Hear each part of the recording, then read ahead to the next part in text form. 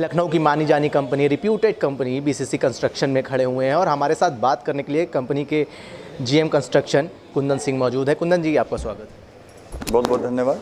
कुंदन जी, सबसे पहला सवाल बीसीसी कंपनी के बारे में बताइए और आप कब से इस कंपनी से जुड़े हैं, इसके बारे में बताइए। सबसे पहले आकिब जी, पहली बात तो मैं आपका स्वागत करूंगा श्री बालाजी कंस्ट्रक्शन कंपनी में। और रही बात जुड़ाव का, तो पिछले 16-17 सालों से कंपनी कंस्ट्रक्शन लाइन में है, बिल्डिंग निर्माण में है और उतना ही अवधि मेरी भी है इस कंपनी की सेवा देने में। और डे वन से मैं लगा हुआ हूं कि जो कंपनी की अपनी एक मुहिम है कि हर एक आम व ख़ास के लिए एक अच्छा और किफ़ायती रेट में जो मकान बनाने का हम लोग का एक मुहिम है, उसमें मैं अपने कंपनी के साथ दिन रात लगा हूं और वही व्यवस्था दे रहा हूं, वही काम आगे बढ़ा रहा हूं।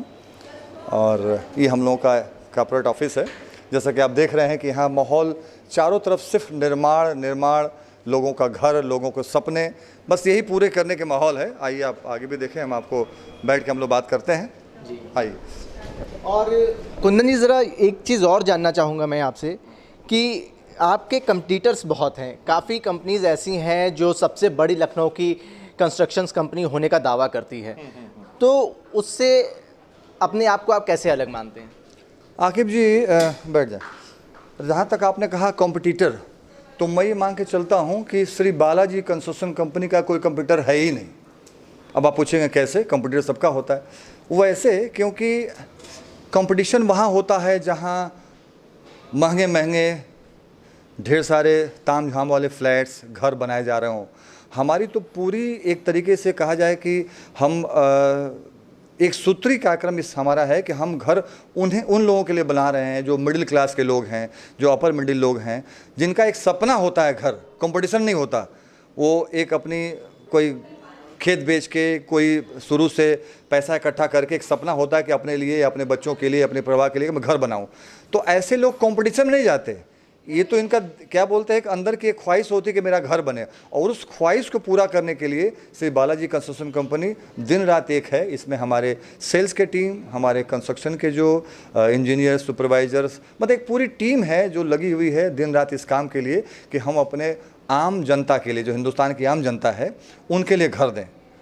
तो इसमें कंपटीशन नहीं होता क्योंकि हम उनके लिए काम करते हैं और उन कस्टमर का प्यार हमारे लिए है।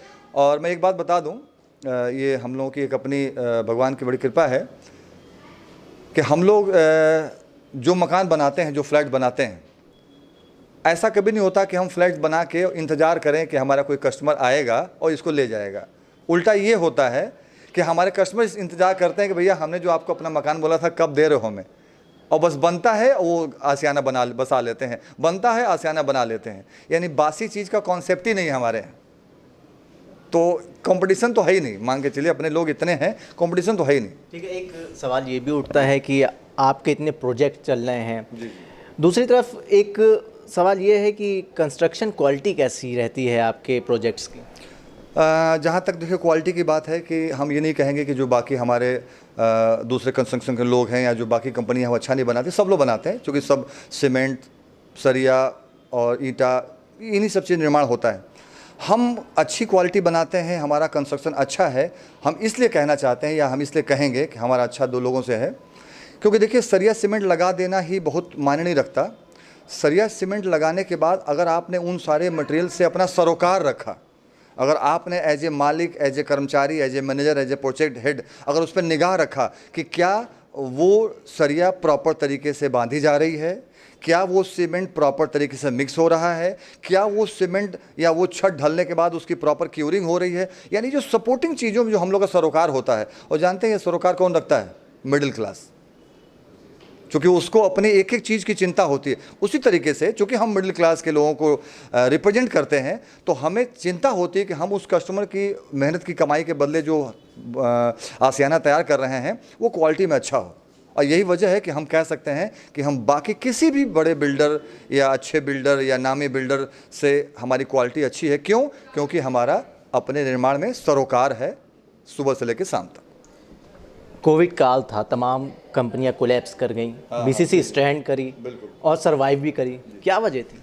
वजह सिर्फ एक वजह ये थी जो हमने आपसे कहा कि कोविड के दौरान, मैं आपको बता दूं, ये मतलब एज ए कर्मचारी, एज ए सहयोगी, मुझे इस बात का फ़ख्र है कि मैं एक ऐसी संस्था से जुड़ा हूँ जिस संस्था के मुखिया ने कोविड काल के दौरान शायद अपने कर्मचारियों, अपने सहयोगियों को इस बात का एहसास तक नहीं होने दिया कि कोविड है, आर्थिक तंगी है, हो सकता है कल को सेल ना हो सकता है कल को मकान नहीं, इस बात का एहसास भी नहीं होने दिया। और जितना जोश, जितना उत्साह वो पहले भरा करते थे, उससे चौगुना उत्साह उन्होंने कहा कि आप लोग लगे रहो, हम तुम्हारे साथ हैं। और यही वजह रही कि एक एक टीम ने, शायद घर भी लोग बैठे थे, महीना 20 दिन की जो भी बंदी रही होगी, लोगों ने मन से अपने लोगों के साथ काम किया और वो सपोर्ट मुहैया कराया, जिससे कि नतीजा क्या हुआ कि कोविड काल ख़त्म हुआ और होते होते हम लोग फिर से अपने उस चीज़ पे पकड़ लिए। दूसरी बात, देखिए जानते किसी भी बिल्डिंग लाइन में, किसी भी कंस्ट्रक्शन लाइन में सबसे बड़ी बात क्या होती है कि अगर आपका आर्थिक मजबूती अगर आप है, मकान से बातों से नहीं बनता है ना, उसमें पैसे लगते हैं। अगर आप आर्थिक मजबूती अगर आपकी है तो आप अच्छा काम कर लेते हैं। और हमें इस बात का फ़ख्र है कि हमको एक अच्छा एम्प्लॉयर मिला। और दूसरी बात एक और उसका जो क्या बोलते हैं, जिसको हम लोग हिंदी में बोलते हैं सोने पे सुहागा, कि हम लोगों को इतने अच्छे इन्वेस्टर्स मिले, इतने अच्छे भरोसे के लोग मिले।